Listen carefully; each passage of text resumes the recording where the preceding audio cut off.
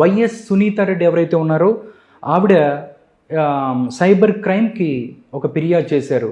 వర్రా రవీందర్ రెడ్డి అనే ఒక అతను సోషల్ మీడియాలో పోస్టింగ్లు పెట్టారు. ఏంటంటే శత్రుశేషం ఉండకూడదు, ఇద్దరిని లేపే అన్నాయి, ఎన్నికలకు పనికొస్తారు అంటూ పోస్టింగ్లు పెట్టారు. దీనికి సంబంధించి వైఎస్ సునీతారెడ్డి సైబర్ క్రైమ్ను ఆశ్రయించారు. దీని మీద మనతో విశ్లేషణలో పాల్గొంటున్నారు మధుసూదన్ రెడ్డి గారు, పొలిటికల్ అనలిస్ట్. ఆయనతో మాట్లాడదాం. నమస్కారం మధుసూదన్ రెడ్డి సార్. ఏంటి సార్ అంటే ఒకే ఒక లైన్ సార్, మనం దీని గురించి మాట్లాడుకునేటప్పుడు శత్రుశేషం ఉండకూడదు, ఇద్దరిని లేపే అన్నాయి, ఎన్నికలకు పనికొస్తారు అంటే దీన్ని ఎలా చూడాలి? ఇంత క్రూరమైన పోస్టింగ్లు పెట్టడం అనే దాన్ని మీరు ఎలా చూస్తారు? ఇప్పుడు మనకి భారతదేశంలో ఒకటి ఉంది బ్రదర్ సార్. భారతదేశం మనం బానిసత్వం నుంచి బయటపడి మనల్ని ఎలా మనం రూలింగ్ చేసుకోవాలని చెప్పి మన పెద్దలు కష్టపడి మనకు ఒక కాన్స్టిట్యూషన్ ఇచ్చారు. దాంట్లో వివిధ అంగాలు ఉంటాయి. వాటిలో ఒకటి కాన్స్టిట్యూషన్, పార్లమెంటరీ వ్యవస్థ, తర్వాత మనకి CAG control audit general, UPSC services, ఇలా మనకి భారత రాజ్యాంగంలో అన్ని వ్యవస్థలు ఉంటే మనకి ఫండమెంటల్ రైట్ అనేది ఒకటి ఉంది. ఈ ఫండమెంటల్ రైటు ఆర్టికల్ 12 నుంచి ఆర్టికల్ 35 దాకా ఫండమెంటల్ రైట్స్ ఉంటాయి, 32 వరకు. ఈ ఫండమెంటల్ రైట్స్లో మనకి ఆర్టికల్ 19కి వచ్చేళ్ళకే ఫ్రీడమ్ ఆఫ్ స్పీచ్ అనేది మన ఆర్టికల్ 19లో వస్తుంది. ఈ ఆర్టికల్ 19లో ఫ్రీడమ్ ఆఫ్ స్పీచ్లో భాగంగా ఈరోజు మీకు సోషల్ మీడియా పనిచేసిన, యూట్యూబ్ ఛానల్ పనిచేసిన, శాటిలైట్ ఛానల్ పనిచేసిన, ఫేస్బుక్లో పెట్టుకున్న, ట్విట్టర్లో పెట్టుకున్న, ఇవన్నీ కూడా ఆర్టికల్ 19 కిందకే వస్తాయి. అయితే ఆర్టికల్ 19 మనకు ఉంది కదా, ఫ్రీడమ్ ఆఫ్ స్పీచ్ ఉంది కదా, నేను ఏదంటే అది మాట్లాడతాను, నేను ఏదంటే అది రాసుకుంటాను అంటే ఊరుకోదు కాన్స్టిట్యూషన్.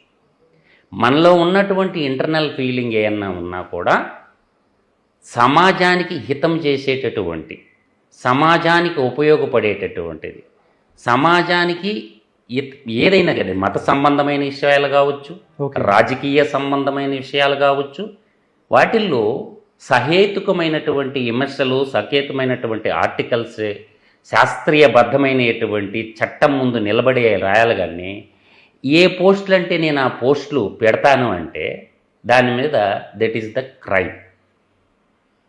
The crime. అంటే ఇక్కడ ఏమవుతుందంటే భారతదేశం ఒకప్పుడు ఇల్లిటరసీ రేట్ ఎక్కువ ఉండేది, భారతదేశంలో ఎడ్యుకేషన్ చాలా తక్కువ ఉండేది. అప్పుడు మనకి స్వతంత్రంగా ముందు సంస్థానాధీశులు ఉండేవాళ్ళు, బ్రిటిష్ వాళ్ళు అండర్ 14 సంస్థానాలు ఉండేవి. 565 స్వతంత్ర సంస్థానాలతో పాటు 3 స్వతంత్ర రాజ్యాలతో పాటు, మీరు ఇది బాగా అర్థం చేసుకోవాలి ప్రజలు. అప్పుడు 14 ప్రిన్స్లీ స్టేట్స్ ఉంటాయి. అంటే దేశ విభజనలో భాగంగా పాకిస్తాన్, బంగ్లాదేశ్ అటు వెళ్ళిపోయింది. అంటే బంగ్లాదేశ్ 1971లో ఏర్పాటైనా కూడా మన భారతదేశం విభజనల ప్రకారం మనకేందంటే అది అప్పుడు పాకిస్తానే.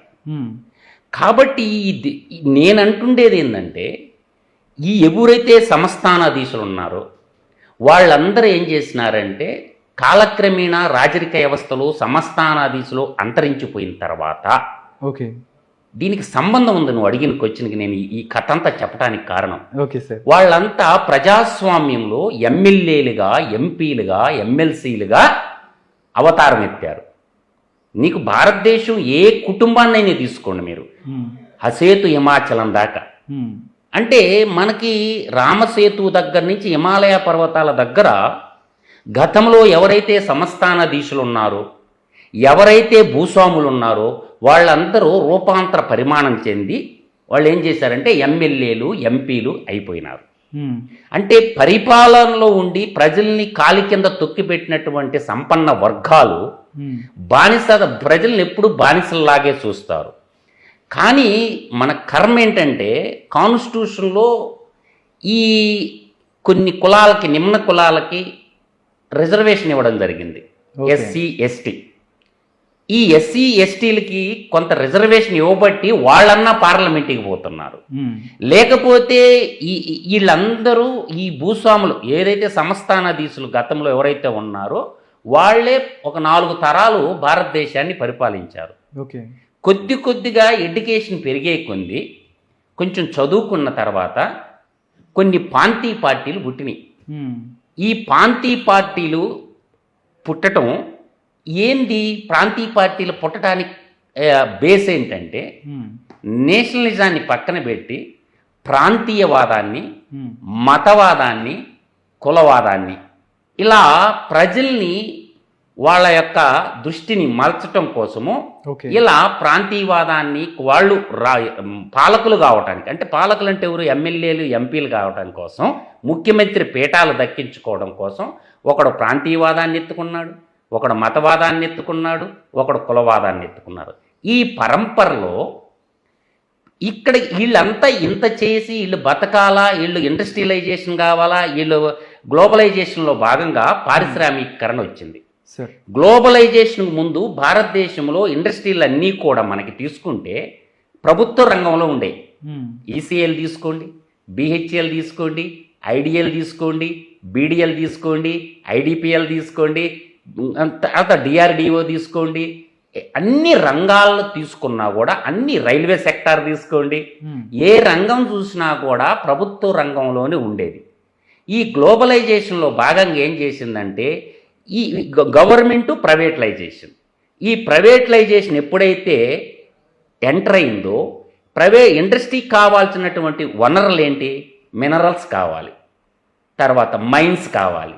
మినరల్ అంటే మైన్స్. ఈ మైన్స్ నుంచి ప్రకృతి సంపదలు, ప్రజలందరూ సంపద అయినటువంటి ఈ సంపదని తీసుకోవాలంటే పర్మిషన్లు ఎవరు ఇవ్వాలా? రాజకీయ నాయకులు ఇవ్వాలా.